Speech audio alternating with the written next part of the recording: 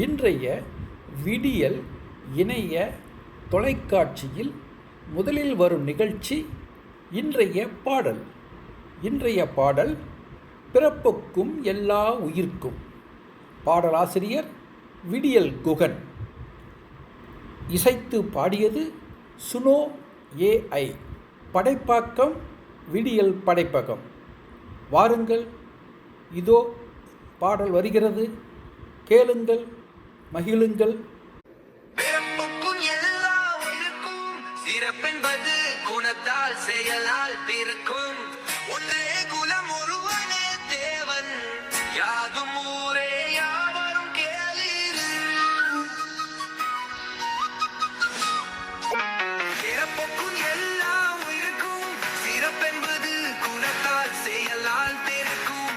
ஒன்றே குலம் ஒருவனே தேவன், யாதும் ஊரே யாவரும் கேளீர்.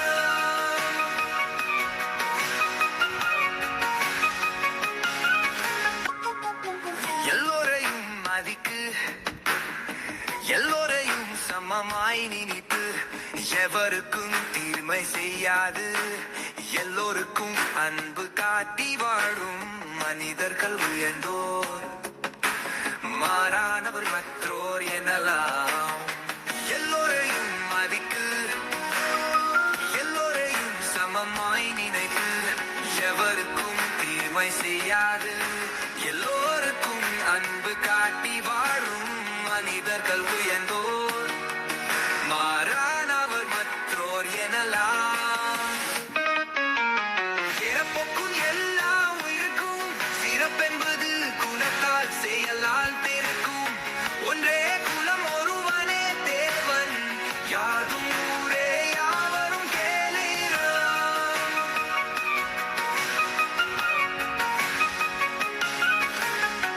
எல்லோரும் எல்லாவும் பெற்று ஏற்ற தாழ்வுகள் இல்லாது, ஒன்றாய் எல்லோரும் இன்புற்று வாழ்வது வானும். அதற்கான பாதையிலே நாளும் செல்லல் வேண்டும், மாமும் வெல்லல் வேண்டும். எல்லோரும் எல்லாவும் பெற்று ஏற்ற தாழ்வுகள் இல்லாது, ஒன்றாய் எல்லோரும் இன்புற்று வாழ்வது வேண்டும். அதற்கான பாதையிலே நானும் செல்லல் வேண்டும், மாமும் வெல்லல் வேண்டும். பிறப்புக்கும் எல்லா உயிர்க்கும் சிறப்பென்பது குணத்தால் செயலால் பெருக்கும். ஒன்றே குலம் ஒருவனே தேவன், யாதும் ஊரே யாவரும் கேளீரோ.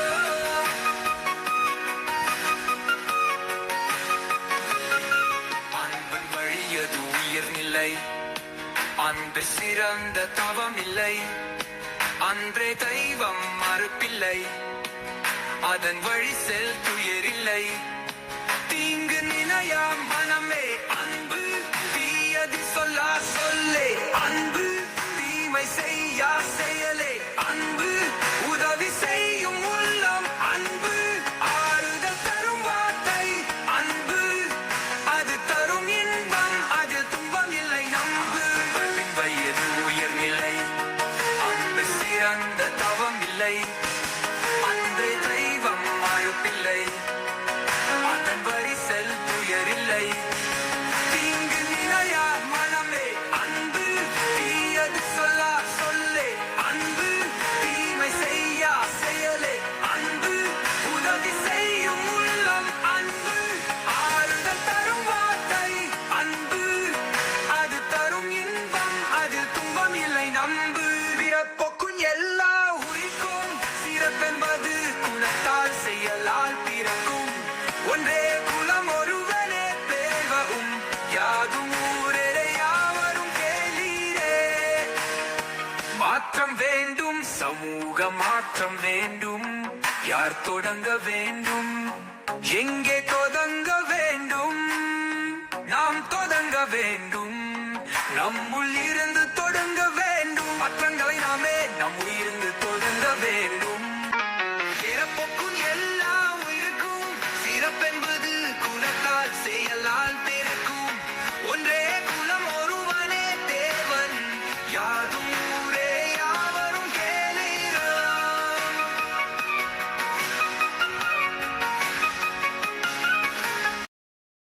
இன்றைய விடியல் இணைய தொலைக்காட்சியில் அடுத்து வரும் நிகழ்ச்சி இன்றைய கவிஞர். இன்றைய கவிஞராக இன்று இடம்பெறக்கூடியவர் சேலம் கவிஞர் திருமதி தனலட்சுமி ஆறுமுகம் அவர்கள். வாருங்கள், அவரது கவிதையை கேட்போம்.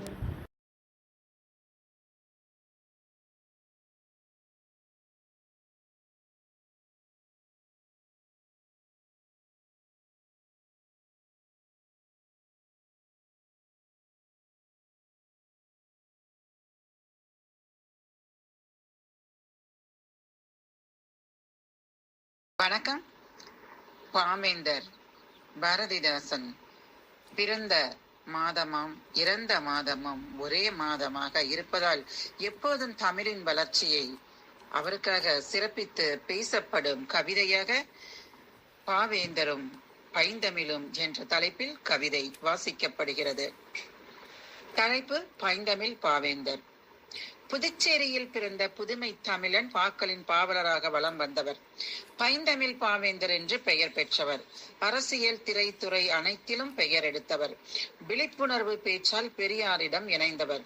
மாத இதழில் மகுடம் பதித்தவர். புதுவரவாக புதுக்கவிதை புகுத்திய வேந்தர். எங்கள் வாழ்வும் எங்கள் வளமும் மங்காத தமிழ் என்று சங்காய் முழங்கினாய். மேடைகளும் ஏடுகளும் உன் கருத்தை எப்போதும் எதிரொலித்தன எழுச்சி குரலாய். மேடைகளும் ஏடுகளும் உன் கருத்தை எப்போதும் எதிரொலித்தன எழுச்சி குரலாய். தமிழ் உணர்ச்சியின் பிறப்பிடம் உனதுள்ளம். தமிழை உன் உயிராக நினைத்தாய். அதனால் தமிழை உயிர் என்றாய் நீ. தமிழ் மீது அளவு கடந்த பற்றை கொண்டு இயங்கினாய் நீ. செந்தமிழே என் மூச்சினை உனக்களித்தேன் என்றாய். உனக்கு தமிழே அமிர்தம் என்றானது. தமிழுக்கே அமிர்தம் சூட்டினாய். தமிழுக்கே பெயர் சூட்டினாய் அமுதம் என்று. உனக்கு தமிழே அமிர்தம் என்றானது. தமிழுக்கே பெயர் சூட்டினாய் அமுதென்று. அதனாலேயே நீ உயர் துறந்த போது அங்கே ஓர் அழுகுரல் கேட்டது. திரும்பி பார்த்தேன் உன்னை அள்ளி. திரும்பி பார்த்தேன் அங்கே உன்னை அள்ளி மார்போடு அணைத்தபடி மகனே மகனே என தமிழ் தாய் அழுது புலம்பிக் கொண்டிருந்தாள். கவிதை தனலட்சுமி ஆறுமுகம், சேலம். நன்றி, வணக்கம். நமது விடியல் இணைய தொலைக்காட்சியில் அடுத்து வரும் நிகழ்ச்சி நாளும் நடக்கும் நற்பணிகள்.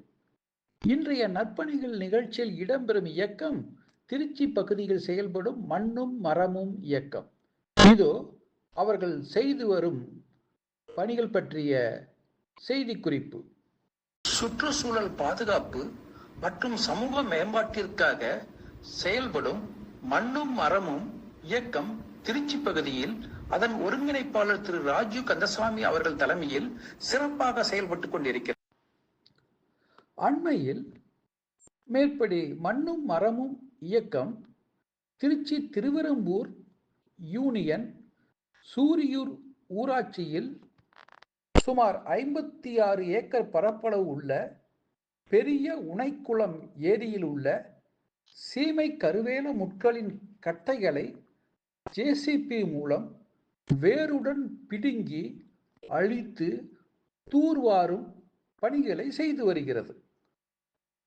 சுற்றுச்சூழலை பாதுகாக்க வேண்டும் என்ற ஆர்வம் கொண்ட இது போன்ற இயக்கங்கள் ஆங்காங்கே இப்படிப்பட்ட நற்பணிகளை தொடர்ந்து மேற்கொண்டு வருகின்றன. இவர்களை நாம் பாராட்ட வேண்டியது நமது கடமை அல்லவா? பாராட்டுவோம், ஆதரிப்போம், நற்பணிகள் நாளும் நடக்க துணை புரிவோம். இந்த நற்பணிகள் பற்றிய செய்தியை வழங்கியவர் சிவகங்கை திரு அனந்தராமன். இன்றைய விடியல் இணைய தொலைக்காட்சியில் அடுத்து வரும் நிகழ்ச்சி இன்றைய சிறுகதை. இன்றைய சிறுகதையை வழங்குபவர் உடுமலை எழுத்தாளர் திருமதி லட்சுமி அவர்கள். இதோ கதை சொல்ல வருகிறார். வாருங்கள், அவர் சொல்லும் கதையை கேளுங்கள். தேடல் என்ற சிறுகதை உங்களுக்கு சொல்லுவது லட்சுமி.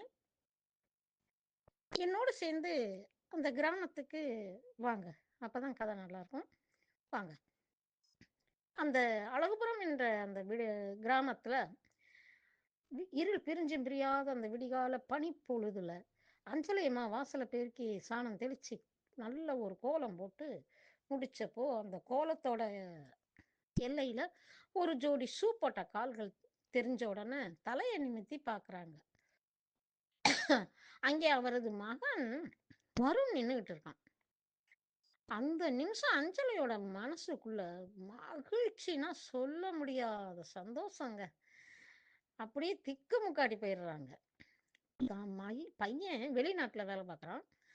அவனா அப்படின்னு நினைச்சு சரியா நிமிர்ந்து நின்று அவனை பார்த்துட்டு வார்த்தை எதுவும் வராம வருண் வருண் என்ன தடுமாறுறாங்க.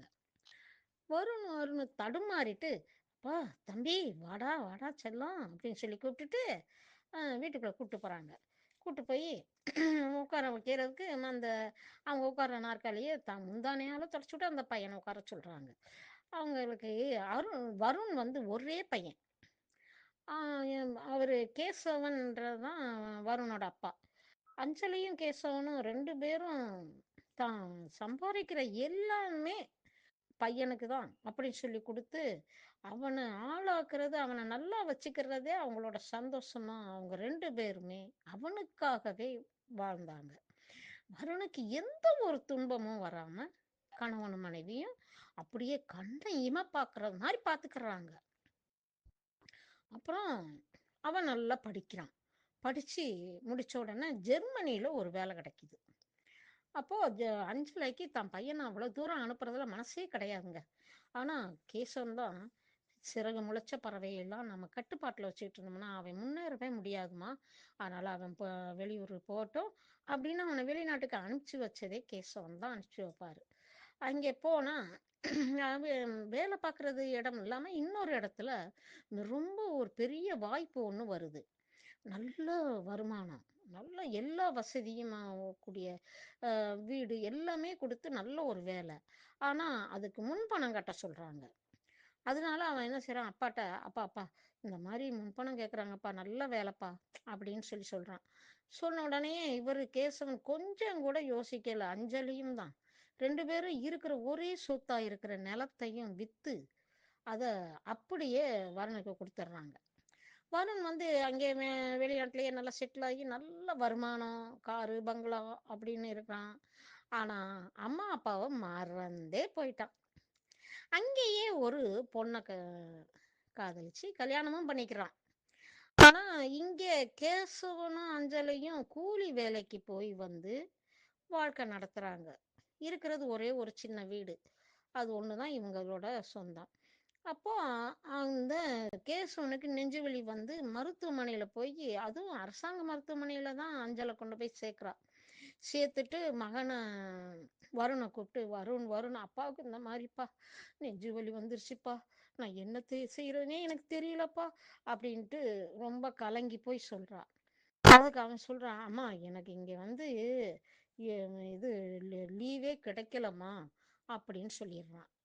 சரி என்ன செய்யறது அப்படின்னு சொல்லிட்டு அப்புறம் அவங்க அவ என்ன செய்றா, ம், இன்னும் கொஞ்சம் மருத்துவமெல்லாம் பார்க்குறா. இருந்தாலும் கேசவனுக்கு அது செட் ஆகாம இறந்து போயிடுறாரு.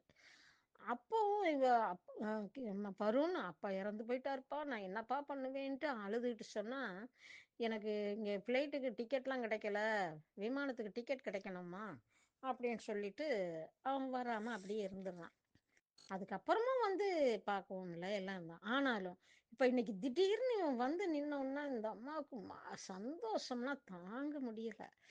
தங்கம் உட்காராடுன்ட்டு போய் உடனே என்ன செய்றாங்க, பால் வாங்கி அந்த பால் ஒரு துளி தண்ணி கூட ஊத்தாம அப்படியே பாலை கெட்டியா காய்ச்சி காப்பி கொண்டாந்து கொடுத்து, "குடிப்பா" அப்படின்னு சொல்லி, "கண்ணு குடி" அப்படின்னு சொல்லி, "நீ குளிப்பா" அப்படின்னு வெந்நீலாம் கொடுத்துட்டு வேகமா அங்கங்கே டப்பாக்கள்ல இருந்த காசையெல்லாம் ஒன்று சேர்த்து எடுத்துக்கிட்டு போய் ஆட்டுக்கறி வாங்கிட்டு வந்து நல்லா குழம்பு வச்சு ருசியாக வச்சு அவனுக்கு இட்லி வச்சு அந்த குழம்பு ஊற்றி சாப்பிட வைக்கிறாங்க.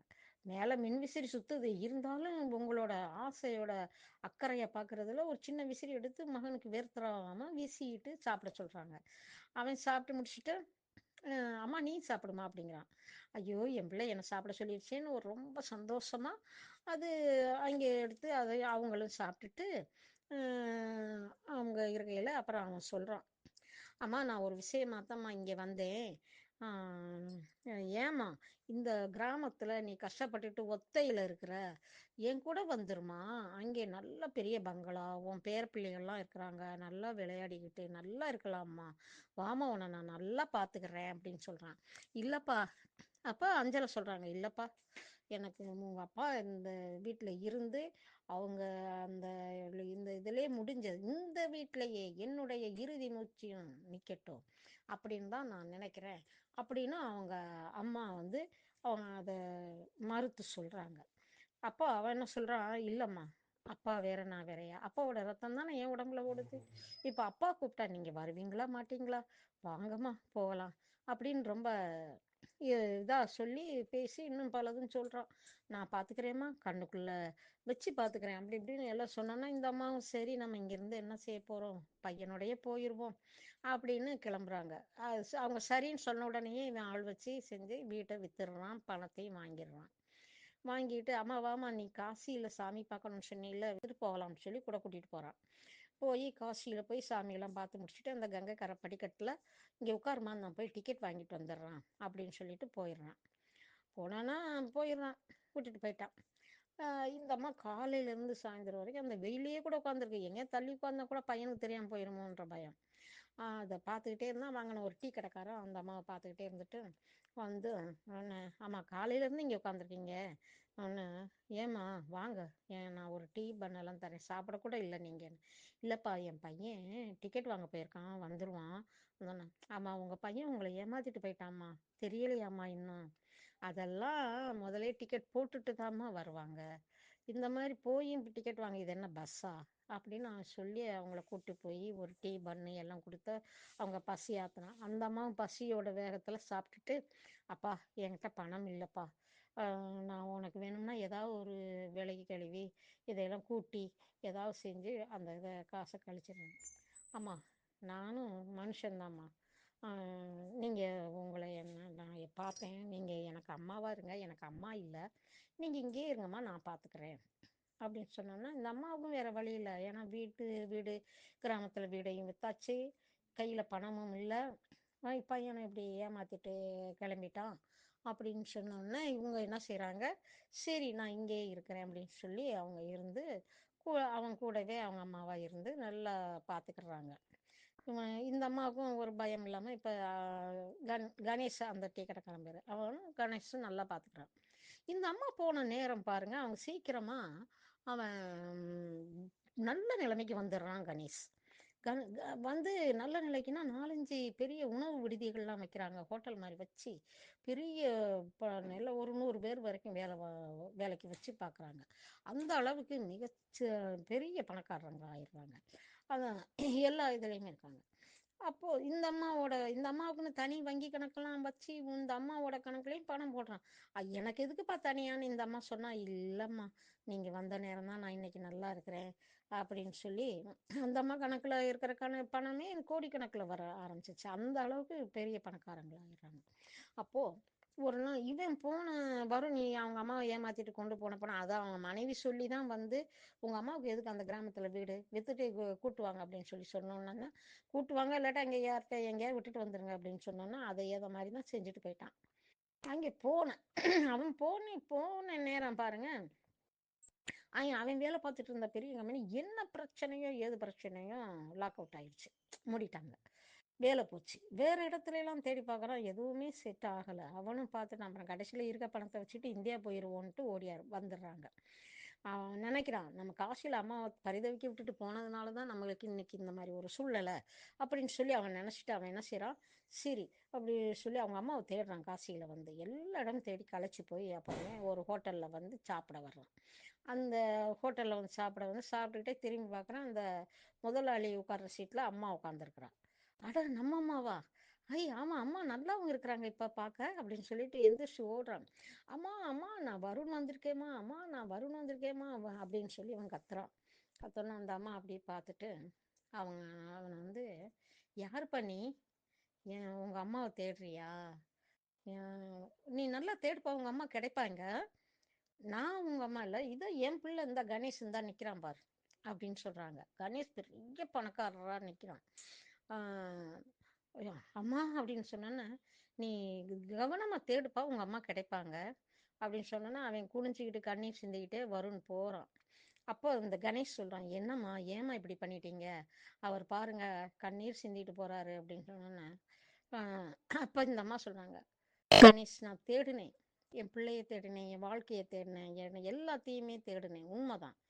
ஆனா என்னைக்கு என்னை இங்க உட்கார வச்சுட்டு என்னை ஏமாத்தி போகணும்னு நினைச்சு போயிட்டானோ, அது நான் தேடின தேடல் அவன் இல்லப்பா. ஆனா தேடாது கையில கிடைச்ச வைரம் மாதிரி வந்து எனக்கு வாழ்க்கையை காப்பாத்தி இன்னைக்கு என்ன அம்மான்ற ஒரு பெரிய ஸ்தானத்துல வச்சிருக்கான். என்னோட தேடல் நீதான்ப்பா, நீதான் கணேஷ் என்னோட தேடல் அப்படின்னு சொல்லிட்டு, சரிப்பா இதை விடு.